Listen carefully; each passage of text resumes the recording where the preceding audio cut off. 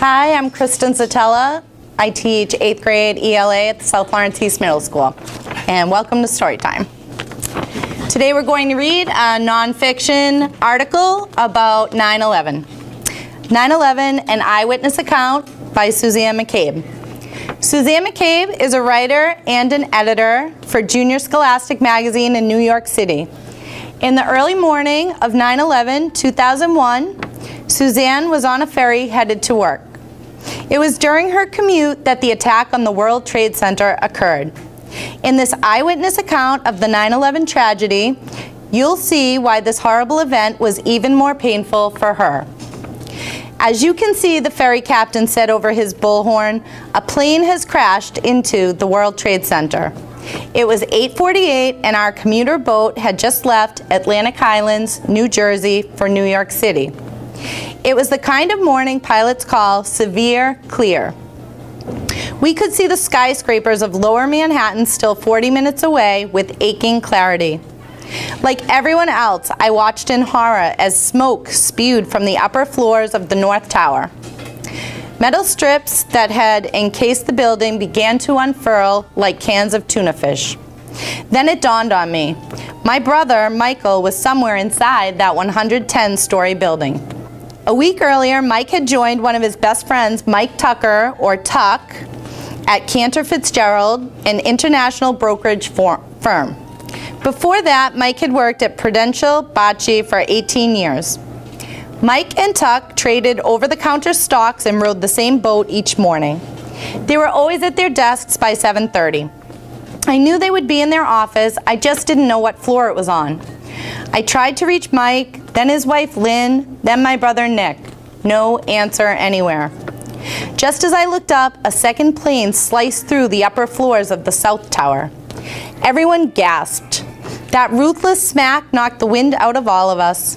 This was no accident. America, we realized, was under attack. Still, we sailed on. We passed the Sandy Hook Lighthouse, the Statue of Liberty, and Ellis Island, all eyes on those twin towers. Black smoke billowed from one. Orange and yellow fireballs the size of zeppelins ringed the other. We watched in disbelief as shards of glass and paper rained down on the streets below. I tried to imagine Mike and Tuck running down the stairs to safety. As we approached New York Harbor, the captain announced that no one could disembark. Instead, we would pick up those who had fled office buildings near the Trade Center. Black soot and ash now cloaked much of the sky. The smell of burning plastic and rubber soured the air. Already, thousands of people had crammed the pier. Knowing better, I looked for Mike's face in the crowd. As we headed back to Atlantic Highlands, I went up to the top deck. Lower Manhattan looked ghastly, but nothing could prepare me for what came next, the collapse of the South Tower. Within seconds, it seemed, a huge swirl of ash and debris took down the once soaring skyscraper, changing a landscape I had known and loved since childhood. A friend held me as a group of us watched in silence. Almost no one could get through to family and friends. Somewhere, though, a cell phone rang. "It's my sister," a woman said. "The Pentagon's been hit." Faces froze in disbelief. So this is war, I thought. After the North Tower fell, I estimated how much time Mike and Tuck would have needed to escape. I knew that many of the firefighters whose trucks we heard screaming down Broadway would be crushed by falling debris. My brother Michael did not make it home on September 11.